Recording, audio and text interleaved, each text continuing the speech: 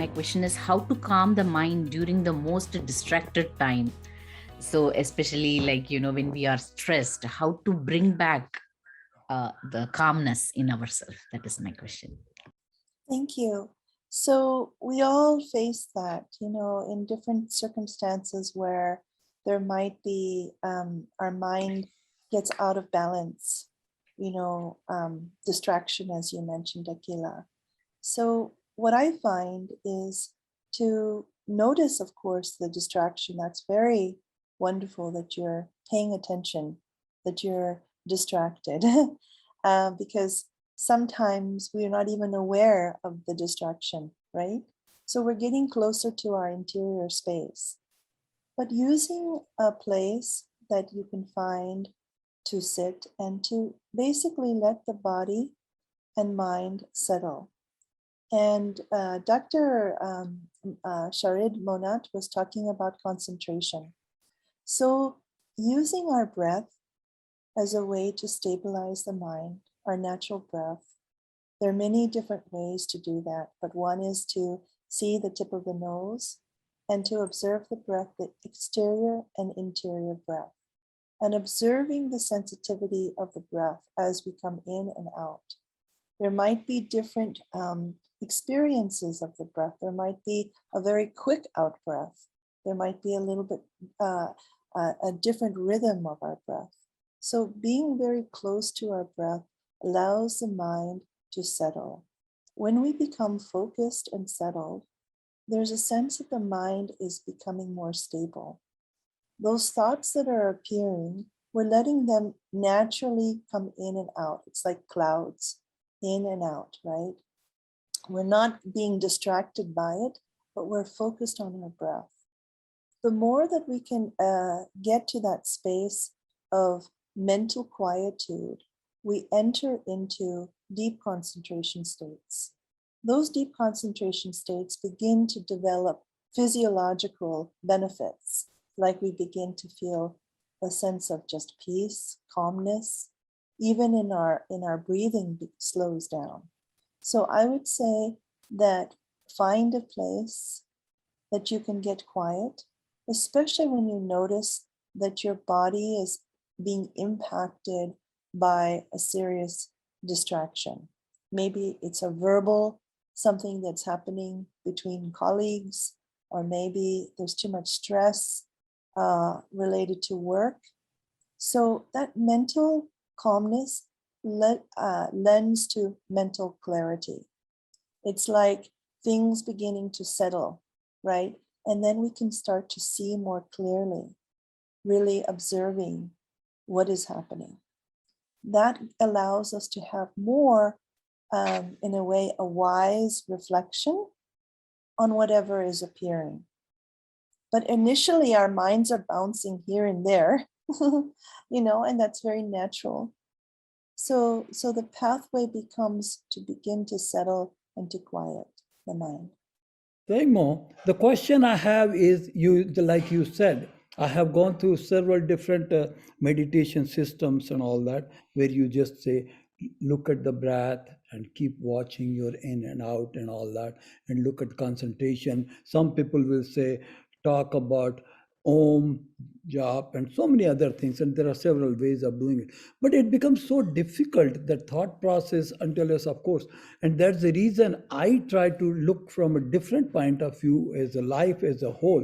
That if we try to deal the everyday routine life with a more positive way and start living the negative way in our thought process, then it becomes a lot easier to achieve the goal than going through all only meditation of 1 hour is not, or 20 minutes is going to keep me calm for the whole day. I don't think so. That's the way I look at it. So as we become more developed in our practice, we can extend our understanding in everything that we do. So when we are walking, we can apply that sense of attention to each step, that mindfulness, as we, so many people have become aware of mindfulness, but that direct attention to doing as we are, as the embodiment of the experience. so that we're not disconnected. The distraction is the disconnection. The distraction, so what you're speaking about is integration. And that is ultimately how we wish to be, to really lead a spiritual life. And so the positivity is a natural outcome. It's a natural fruit. When you are deeply quiet in your interior space, those of you who have practiced will know that you feel almost like a natural smile, internally. So the benefits of that, of having a healthy and abundant spiritual life, is that we don't have to take artificial drugs to feel good. It's a natural embodiment experience. So we can transcend even very deep challenges in our life as a pathway. So this becomes our pathway. Everything that is in front of us is our spiritual path. And this is about stress reduction, for people living in the Silicon Valley.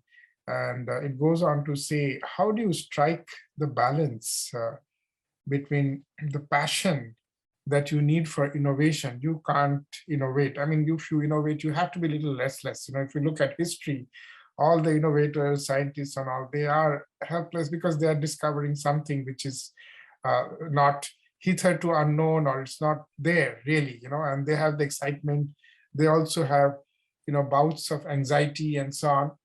And these are all backed up by passion, because if they don't have passion, then obviously they can't innovate, right? It's a very significant question, coming from Naren Bakshi, who's also the co-founder and the chairman of a board of trustee, and he's also a health hero. So this is what he felt is very important, aspect of our life here in Silicon Valley, and which could be useful for others also to learn and imbibe. So over to you. So a really wonderful, question, especially when you're bumping up against friends and also colleagues who are, in a way, enforced to be so innovative. And Silicon Valley is a community of great innovation. And so it must be a very competitive environment to continuously be a genius in a way, or be the first to create something. But I have found more recently something very simple, which is your happiness. Your happiness matters. Your caring for oneself is really the basic foundation. So when you are happy, and that becomes also a question of how to find your happiness.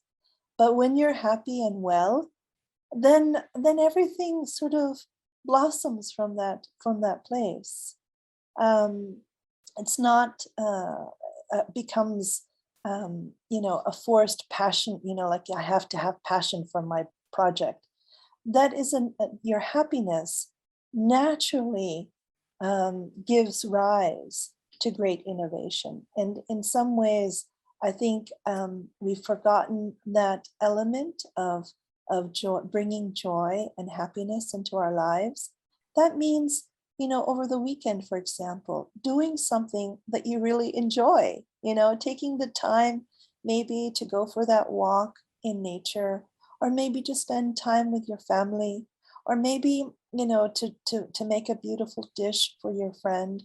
But what gives you happiness gives you joy and energy, that positive energy that Dr. Sharad Monat, we're all searching for that positive energy, which helps and supports us to lead with confidence. If we're happy, we can naturally lead with confidence, and innovation grows from that, I believe, from a sense of well-being and happiness. So one question that always get asked of me is, whether it is Tesla inventor, whether it is Apple inventor, they all, at the time they were doing it, they needed to, it feels like they needed to forget everything. Their mind was single focus on one item. And it seems like, that's what entrepreneurs will tell you, that is what is required, is focus, focus, focus. So how do we make sure that our entrepreneurs also understand that focus has no meaning unless you have health? So that's my question. How do we teach our entrepreneurs that they are actually going to lose in life if they don't take care of their own health? Mhm. Well, thank you so much for that question. And, each of us have that unique criteria, to assemble and collect what feels good for you. But we need a landscape, an interior landscape where wisdom can blossom, where these great genius ideas have have the space to be fertilized. If you imagine when you're planting a seed in the ground, you want to have a rich soil, right? You want to have healthy soil. Otherwise, the plant won't grow up, right? So just in the same way, also even the idea of like, I've got to have a genius idea adds an element of stress. But if we can naturally, take care of ourselves, that is our minds and body, and our bodies give us signals. We can, if there are issues in our body and we pay more attention to our body, we can actually catch disease before it comes. And I'm sure in this Crack the Wellness, you're so much attending to that. So paying attention to our body, paying attention to our thoughts, that is kind thoughts to self, not toxic thoughts to self, and to creating the rich, fertile environment for these ideas, these genius ideas to blossom. But we need to take care of ourselves first, right? In order for us to be in an environment where we're expected.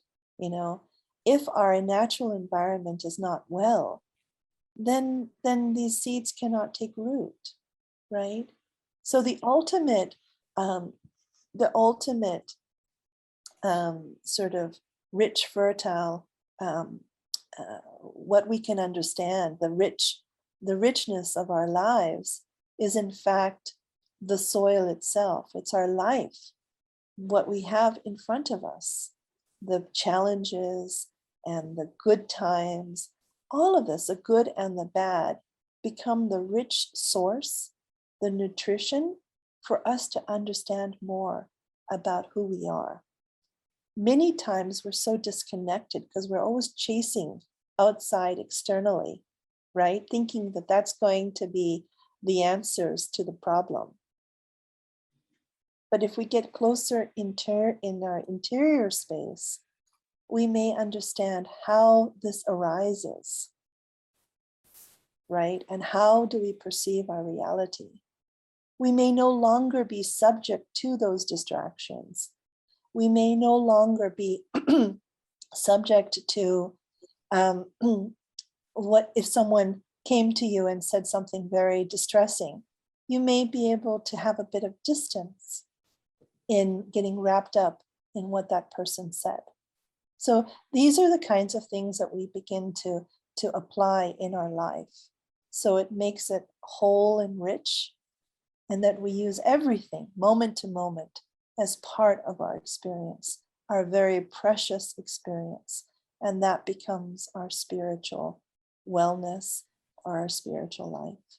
The question to you, the spirituality which you embedded, does it came because your father was spiritual or it was there in you as a seed and it got sprouted because you were in the right soil and environment?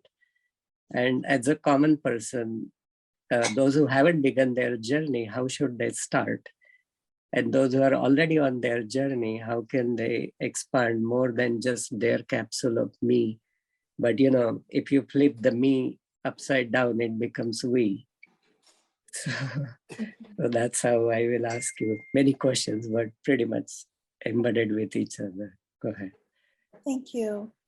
Dr. Sachin, I feel we're all brothers and sisters in this planet, on this, as humanity together. And my path really, I've been very fortunate because I grew up with a lot of Buddhist symbols, my father being a Tibetan Lama and coming here to the States as a refugee and seeing his life as an example of someone who's very dedicated to the mission Right. of bringing back the text to many of the monasteries that were destroyed during the Cultural Revolution, and so many efforts that were built around, close to 53 years of his life being here in my life. So seeing that as a great example, and of course my mother when she was alive and her compassion too. So my parents are great living examples, though my mother's not here anymore. And then I would say that my own life, as I get older, I see the wisdom, and I'm starting to hear more and understand and reflect in my own life how important these teachings are, and that we can use our own lives as a very rich treasure of knowledge. And I think the first step is to be curious, to be really deeply curious about our minds, and to understand understand self. And once we understand more about self, we have this incredible opening of great compassion for others. In a way, we have to understand kind of our own stuff, which actually ends up being quite universal, the human condition. I mean, even though we all look very different and we come from different spaces, ultimately human condition is pretty similar. There's the truth of suffering. Yeah. And I think once we understand that, we kind of get into a sense that this is for all. And the more that we do for others, the less that we get caught up in the I. Right. And the I part becomes less and less interesting.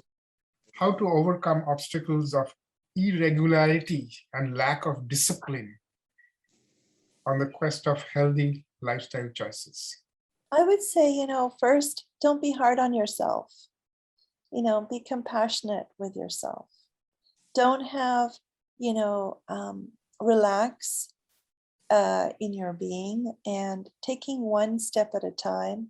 Discipline is about focus. It's about using our mind to be able to stabilize in one area.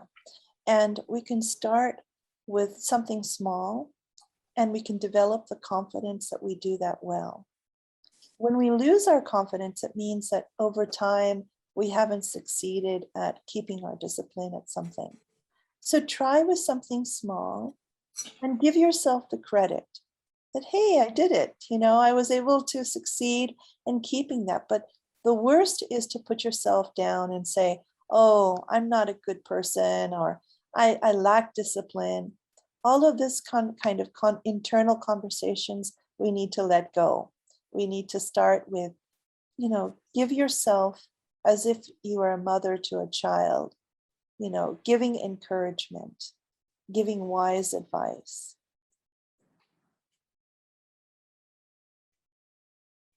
So I will extend the question further. I will also extend Naren's question further and what you answered. So in a way you are saying the Sangha, the unity of groups of people have bigger strength, and that's the right environment. So Crack the Wellness Code is one of that mission to provide the right soil and platform for everyone to grow, bring diverse ideas, and then blend them into more validated form than just being generic. So the question will be more practical, like, because we are end of the session. If somebody is a new beginner, like he said, from Silicon Valley startup, for techies or who have no exposure, anything to spirituality, but somewhere they have the seed, or somebody who is maintaining it but having problems with continuity, sustainability of what they intend to do. What will be your two takeaways for every day? Somebody who never begun something, how he should start, and somebody started but having problems with sustaining it, what will be the mantra for them to not to fall in the crack? Thank you. Really good question. And I think community is so important. We call it the Sangha. It's a friends, spiritual friends are people in a community. And I think that's a very important part of our growth is to create that community of practitioners and support. Kalyana Mitras, spiritual friends along the path. And so, at Dharma College, we really encourage that, because as we dive into these interesting questions about ourselves, we need friends and supporters who also share in a way the same intent and mission, and we can support each other along the way. So I love how you're creating this community, this virtual community, and I would encourage that more of this continue and that you meet, when you can, because each one of you have something very important to say, and breakthroughs, major breakthroughs in your understanding that can help someone who could hear it in a different way. I'm just sharing, from my perspective, but equally so on this forum, each one of you will have something very valuable and a treasure to share that I also look forward to hearing from based on your own experience, because our experience is so valuable. It's so precious and should not be underestimated.